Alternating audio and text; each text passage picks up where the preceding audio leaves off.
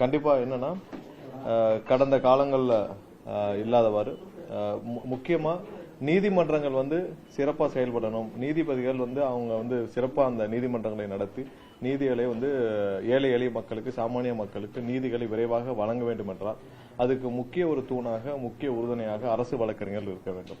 So அதுதான் வந்து ஒரு நீதிமன்றத்திற்கு, நீதிபதிகளுக்கும் மிகப்பெரிய ஒரு ஒரு உதவியாக இருக்கும். ஸோ முதல்வர் தலைமையிலான அரசு பொறுப்பேற்றது முதல் நீதிமன்றங்களில் நீதிபதிகளுக்கு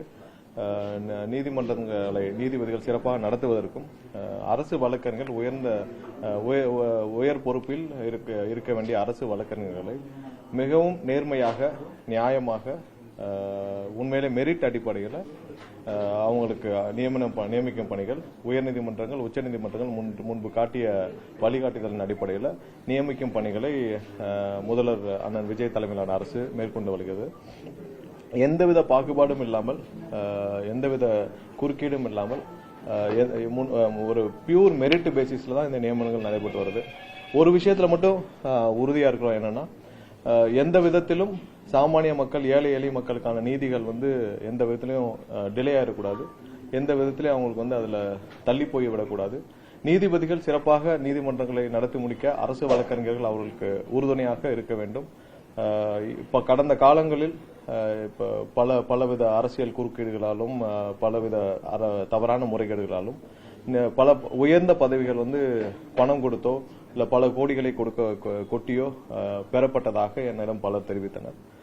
உண்மையிலேயே வந்து ஒரு அரசு சிறப்பாக செயல்பட்டாலும், நீதிமன்றங்கள், நீதிபதிகளும் நீதியை வழங்க வேண்டும் என்று நினைத்தாலும் அரசு வழக்கறிஞர்கள் அதற்கு மிகப்பெரிய தூண். அந்த இடத்திலிருந்து அதை சரி செய்ய வேண்டிய பணியை முதல்வர் எங்களிடம் உத்தரவிட்டுள்ளார். ஸோ அதனாலதான் வந்து கடந்த சில நாட்களாக இப்ப டெம்பரரியா அட்வொகேட்ஸ் வந்து ஹைகோர்ட்ல எல்லாத்துக்கும் நியமிச்சுட்டு வரோம். எல்லாமே வந்து பியூர் மெரிட் பேசிஸ்ல தான் நியமிச்சுட்டு வரோம். எனக்கு வந்து பல முன்னாள் நீதிபதிகள் எல்லாம் வந்து அழைத்து 40 வருடங்களுக்கு அப்புறம் இது போன்ற ஒரு மெரிட் பேசிஸ்ல நியமிக்கப்படுவதை பார்க்கும்பொழுது ரொம்ப சந்தோஷமா இருக்குன்னு சொல்லியிருந்தாங்க. இதுதான் இந்த அரசுடைய, முதல்வர் அண்ணன் விஜய் தலைமையிலான அரசுடைய முக்கிய கொள்கை. எந்த இடத்துலயும் லஞ்ச லாவணியம் இருக்காது, எந்த இடத்துலயும் முறைகேடு இருக்காது, தவறுகள் இருக்காது. கண்டிப்பாக நீதிமன்றங்கள் சிறப்பாக செயல்பட, நீதிபதிகள் சிறப்பாக நீதிகளை வழங்க அவர்களுக்கு முழு அளவிலான ஒரு அரசு வழக்கறிஞர்கள் ஒத்துழைப்போடு செயல்பட்டு நீதிமன்றங்களுக்கு மிகப்பெரிய தூணாக விளங்க வர காலங்களில் இன்னும் 1 மாதங்கள் இருக்கு. ஸோ மூத்த வழக்கறிஞர்கள் நம்ம அப்போ ஏஜி லெவல்லையோ, அடுத்த லெவலில் ஜிபி லெவல்லையோ, மாவட்ட அளவிலான வழக்கறிஞர்களை நியமிக்கும் பணிகள் உயர்நீதிமன்றங்கள், உச்சநீதிமன்றங்கள் ஏற்கனவே குறிப்பிட்ட வழிகாட்டுதல் அடிப்படையில் நியமிக்கப்பட்டு வருகிறது. பல காலங்களாக பல கோடிகள் கொடுக்கப்பட்டதுன்னு சொல்றாங்க. இனிமேல் அந்த மாதிரிலாம் நடக்காது. அந்த மாதிரி எந்த குறுக்கீடும் இருக்காது. ரொம்ப பியூர் மெரிட் பேசிஸ்ல திரும்பவும் ஏன் இதை அழுத்தி சொல்றோம்னா, இதுக்கு முன்னால் நடந்த வழிகாட்டு எப்படி நியமிக்கப்பட்டார்கள் என்பதை நாங்கள் கேள்விப்படும் பொழுது ரொம்ப வருத்தமா இருக்குது. அந்த அப்ரோச்ல பலர் எங்களிடம் வந்து அப்ரோச் பண்ணப்பையும் நாங்க வந்து ரொம்ப தெளிவாக சொல்லிவிட்டோம். எந்த இடத்திலும் லஞ்ச லாவணியம் இருக்காது. 100% மெரிட் அடிப்படையில் தான் இருக்கும். பல 100 கோடிகளை கொட்டி இதுக்கு முன்னாடி வந்த நியமிப்புகள் அனைத்தும் கேட்கும் பொழுதே வருத்தமாக இருக்கிறது. இதெல்லாம் இனிமேல் நீதிமன்றங்கள் நடக்காது. கண்டிப்பாக எப்படி வந்து முதல்வர் வந்து சொல்லியிருக்காரோ, இந்த மாதிரி பெண்கள் சம்பந்தமான குற்றங்களுக்கு விரைவாக நீதி வழங்கப்பட வேண்டும் என்று பல விஷயங்கள் குறிப்பிட்டுள்ளாரோ, கண்டிப்பாக அது போன்று சாமானிய மக்கள், ஏழை எளிய மக்கள், அந்த நீதிமன்றத்துக்கு வெளியே காத்து கிடக்கும் பல லட்சக்கணக்கான மக்களுக்கான நீதிகள் உடனடியாக வழங்கப்பட வேண்டும் என்பது முதல்வருடைய முதல் கொள்கை. அதற்கான அடித்தளமாக எந்தவித பாகுபாடும், எந்தவித பணமும், எந்தவித இதுவும் இல்லாமல், குறுக்கீடும் இல்லாமல் மெரிட் அடிப்படையில் திரும்பவும் ஏன் கோடிட்டு காட்டுறோம்னா, எனக்கு பல பேர் இதை நாங்கள் நியமிக்க ஆரம்பிச்ச பிறகு பல வழியில முயற்சி செய்தார்கள், பல வழியில எங்களிடம் வந்தார்கள், பலர் எங்களுக்கு பாராட்டும் தெரிவித்தார்கள். அதனால திரும்பவும் சொல்லிக்கணும்னு நினைக்கிறோம். மெரிட் அடிப்படையில் தமிழகம் முழுவதும் சிறப்பாக அரசு வழக்கறிஞர் நியமிக்கும் பணிகள் நடைபெற்று வருகிறது. அது நடைபெற்று வர காலங்களில் விரைவாக அதெல்லாம் நாங்கள் தேர்வு செய்து வழிகாட்டுதலை ஃபாலோ பண்ணி பின்பற்றி தேர்வு செய்து நியமிப்போம்.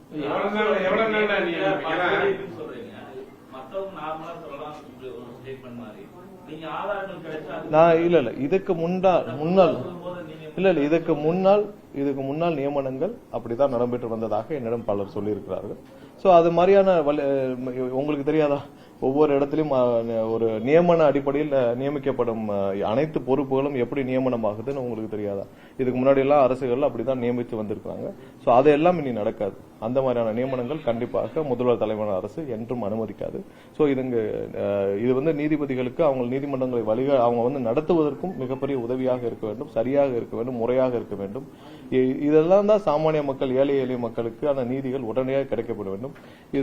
இந்த நாங்கள் நேற்று எல்லாம் ஒரு டெம்பரரியா நாங்கள் அறிவிச்ச லிஸ்ட் எல்லாம் பார்த்துட்டு முன்னாள் நீதிபதிகள் பலர் வந்து எங்களுக்கு பாராட்டு தெரிவித்தனர். கண்டிப்பா இதை நாங்கள் தொடர்ந்து கடைபிடிப்போம். பல பிரஷர்கள், பல அழுத்தங்கள் வந்தாலும் அதை தாண்டி நியாயமாக இந்த நியமனங்கள் நடைபெறும்.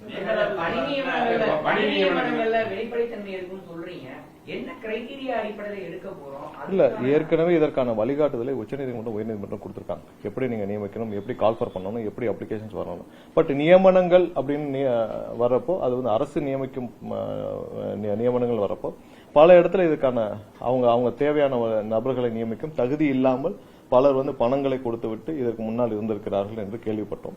சோ அதெல்லாம் இனி நடக்காது. அப்படிலாம் இருக்காது.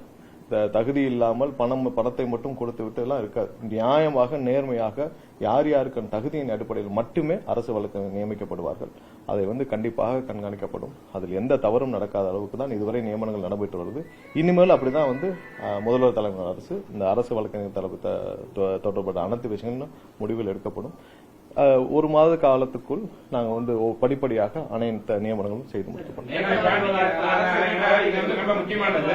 இல்ல, மேகதாது விஷயத்துல தெளிவாவே சொல்லியாச்சு. கண்டிப்பாக மேகதாது அணை கட்டுவதற்கான எந்த அனுமதியும் கண்டிப்பாக அதை அனுமதிக்க மாட்டார் முதல்வர். அதற்கு தேவையான அனைத்து சட்டப்பூர்வ நடவடிக்கைகளும் எடுக்கப்பட்டு தான் வருது. ஒவ்வொரு நாளும் அதற்கான ஃபாலோ அப் முதல்வர் அலுவலகத்திலிருந்து முதல்வர் சார்பாக முதல்வர் வந்து முடக்கிவிட்டு தான் இருக்கிறாரு.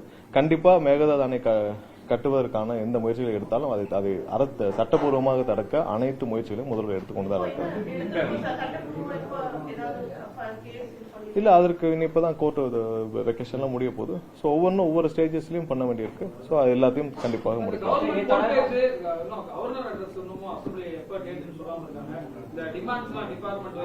இல்ல, கண்டிப்பா அது ஆலோசனைகள் நடைபெற்று வருது.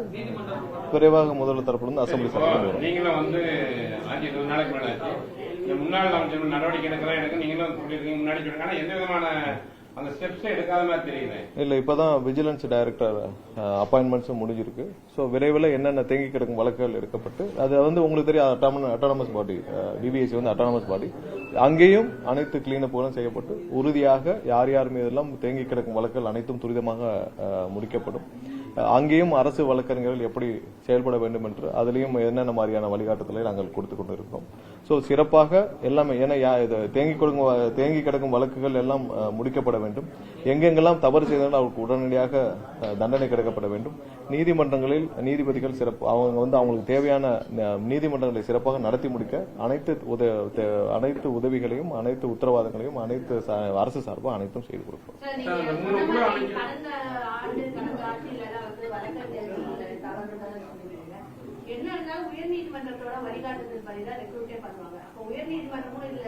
அதெல்லாம் இல்ல, உயர்நீதிமன்றத்துக்கு அதெல்லாம் கிடையாது. ஏன்னா அரசு வழக்கறிஞர்கள்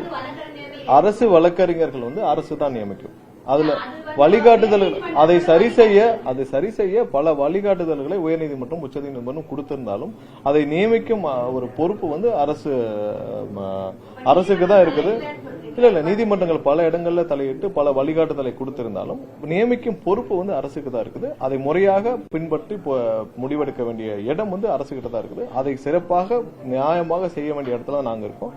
அதை தான் இந்த டேர்ம்லயாவது இந்த முதல்வர் அண்ணன் விஜய் தலைமையிலான அரசாவது உறுதியாக, நியாயமாக, தகுதியின் அடிப்படையில் மட்டுமே நியமிக்கப்படுவார்கள். அதில் எந்த குறுக்கீடும் இருக்காது.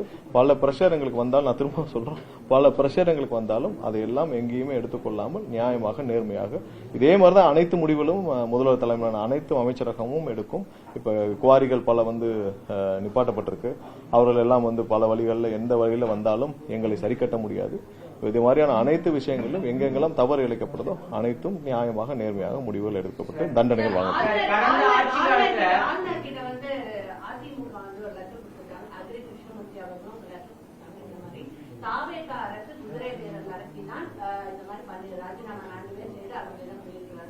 சிபிஐ நடவடிக்கை எடுக்க வேண்டும். தாவேக அரசு சட்ட ரீதியாக என்ன மாதிரியான நடவடிக்கை பாருங்க, அதுல ரொம்ப சிம்பிளா எல்லாரும் புரிஞ்சுக்க வேண்டிய விஷயம் என்னன்னா, அவர்கள் ஏன் ரிசைன் பண்ணாங்கன்னு அவங்களே சொல்லியிருக்காங்க. ஏன் அதுல பிளவுபட்டது, அதிமுக ஏன் பிளவுபட்டதுன்னு அவங்களே தெளிவா சொல்லியிருக்காங்க. எதுக்கு பிளவுபட்டது? எடப்பாடி அவர்களும் ஸ்டாலின் அவர்களும் உதயநிதி அவர்களும் இன்னும் ஒரு சில பேர் சேர்ந்து அவர்கள் இருவரும் திமுகவும் அதிமுகவும் சேர்ந்து ஆட்சியை அவங்க வந்து கொண்டு வரதுக்கான முயற்சிகளை சேர்ந்து 2 பேர் சேர்ந்து ஆட்சி அமைக்கும் சூழ்நிலை கொண்டு வந்தான்னு சொல்றாங்க. இதை அங்க இருக்கிற கட்சிக்காரர்கள் யாரும் ஏற்றுக்கொள்ள 2 குடும்பம் சேர்ந்து மீண்டும் அவர்கள் வந்து அந்த அதிகாரத்தை கைப்பற்ற முயற்சி நடந்தது. அதிமுக இருக்கிற யாருக்கும் பிடிக்கல, திமுக இருக்கிற யாருக்கும் பிடிக்கல, திமுக கூட்டணியில் இருந்த யாருக்கும் பிடிக்கல. அதனாலதான் இந்த பிளவுகளே வந்தது. திமுக கூட்டணியிலிருந்து பலர் ஏன் வெளியே வந்தாங்க? ஏனால் அவர்கள் அந்த முயற்சியை எடுத்தார்கள். திமுகவும் அதிமுக ஸ்டாலின் குடும்பமும் எடப்பாடி குடும்பமும் சேர்ந்து ஆட்சி அதிகாரத்தை கைப்பற்ற நடந்த முயற்சியில் தான் இந்த பிரச்சனைகள் அனைத்தையும் வந்தது. அதை பிடிக்காமல் வெளியே வருபவர்களை, அதை பிடிக்காமல் வெளியே வரவங்களும் போது நீங்க என்ன களங்கம் சுமத்தினாலும் இதுதான் நடந்த உண்மையில. இந்த உண்மையை எல்லாரும் சொல்லிட்டாங்க. அதாவது கூட்டணியிலிருந்து வெளியே வந்த தலைவர்களும் சொல்லியிருக்கிறார்கள், அதிமுக இருந்த தலைவர்களும் சொல்லியிருக்கிறார்கள், திமுக கூட்டணியிலிருந்து வந்து வெளியே வந்தவனும் சொல்லியிருக்காங்க. சோ இந்த முயற்சி தான் இது எல்லாத்துக்குமான அடித்தளம். சோ இப்படி தங்களையும் தங்கள் குடும்பத்தையும் காப்பாற்றிக் கொள்ள நடக்கும் தலைவர்கள் மத்தியில் எப்படி அவர்களை நம்பி அங்க இருக்கிற தொண்டர்களும் அங்க இருக்கிற எம்எல்ஏக்களும் எப்படி பயணிப்பார்கள்? இப்ப நீங்களே இருக்கிறீங்க, இன்னைக்கு வந்து ஒரு கட்சியில சேரணும்னா திரு எடப்பாடி அவர்கள் ஸ்டாலின் நம்பியே சேருவீங்களா? இவர்கள் 2 பேரும் அவங்க குடும்பத்தை காப்பாத்திக்க 2 பேரும் சேர்ந்து ஆட்சி அமைக்க நினைச்சாங்கன்னா அங்க இருக்கிற மத்த தலைவர்கள் எப்படி அவங்களை நம்பி பயணிப்பாங்க? இதுதான் அடிப்படை பிரச்சனை. இதை விட்டு நீங்க போய் எந்த லெட்டர் கொடுத்தாலும் இதுதான் அடிப்படை பிரச்சனை. இவர்கள் இருவரும் சேர்ந்து ஆட்சி அமைக்க முயற்சித்தார். அதனாலதான் இந்த பிரச்சனையே வந்துச்சு. இதற்கும் அவங்களோட தனிப்பட்ட முடிவு. அவங்க வந்து அந்த கட்சியில அந்த தலைவரை நம்பி பயணிக்க முடியாதுன்னு சொல்லி வெளியே வர்றாங்க. அவங்க ரிசைன்மெண்ட் வர்றாங்க. அவங்க வந்த பிறகு ஜாயின் பண்றாங்க. இதுல என்ன தவறு இருக்குது? எங்கேயுமே எந்த பேரமும் பேசப்படவில்லை. 100%. அவர்கள் தனிப்பட்ட முடிவால் அவர்கள் வெளியே வந்து ராஜினாமா செஞ்சுட்டு ஏன் வெளியே வந்தாங்கன்ற காரணம் அனைவருக்கும் தெரிந்த காரணம். நான் சொன்ன காரணம் தான் அனைவருக்கும் தெரிந்த காரணம். அதற்கு முன்னாடி யாரும் இந்த முயற்சி எடுக்கல. அதாவது அவங்க வந்து ரிசைன் பண்ணணும்னு வரல, எந்த பிளவும் இல்லை. இவர்கள் இந்த முயற்சி எடுத்த பிறகுதான் இந்த பிளவே வருது, அந்த கட்சிக்குள்ள இந்த பிளவே வருது. திமுக இருந்த கூட்டணி கட்சிகள் ஏன் வெளியே வந்தாங்க? 2 பேரும் சேர்ந்து ஆட்சி அமைக்க முயற்சி செய்தால் இதை எப்படி நாங்கள் அனுமதிக்க முடியும்னு சொல்றாங்க. அதிமுகவுடன் சேர்ந்து பாஜக கூட்டணியில் இருக்கும் அதிமுகவுடன் சேர்ந்து நாங்கள் எப்படி ஆட்சி அமைக்க முடியும்? திமுக கூட்டணியில் இருக்கிற கட்சியில் இருக்கிற தலைவர்கள் எல்லாம் வெளியே வந்தாங்க. சோ இதான் அடிப்படை பிரச்சனை. இந்த பிரச்சனையிலிருந்து எல்லாரும் வந்து வெளியில ரிசைன்மெண்ட் வர்றாங்க. ஒரு 2 குடும்பமும் காப்பாற்றிக் கொள்ள என்ன முடிவெல்லாம் எடுக்க சூழ்நிலை இருக்கிற தலைவர்கள் நம்பி எப்படி பயணிப்போம்னு கேட்கறாங்க. அதுதான் அவருடைய பிரச்சனையை தவிர்த்து எந்த இடத்திலும் பேரம் பேச வேண்டிய அவசியம் இல்லை. எங்களுக்கு கூட்டணி பலத்தோடு நாங்கள் 120 பேர் எங்களுக்கு ஆதரவு கொடுத்து கவர்னர்கிட்ட கொடுத்திருக்கோம். எங்களுடைய கூட்டணி கட்சிகள் எங்களுடன் தோளோடு தோளாக நிற்கிறார்கள். அதுல எந்த இடத்துல நாங்க பேரம் பேச வேண்டியோ எதுவுமே அதுக்கான கட்டாயம் இல்லை. அவர்கள் தனிப்பட்ட முடிவு. அவர்கள் நீதிமன்றத்துக்கு சென்றால் அதை வந்து சட்டபூர்வமாக நான் எதிர்கொள்வேன். நன்றி.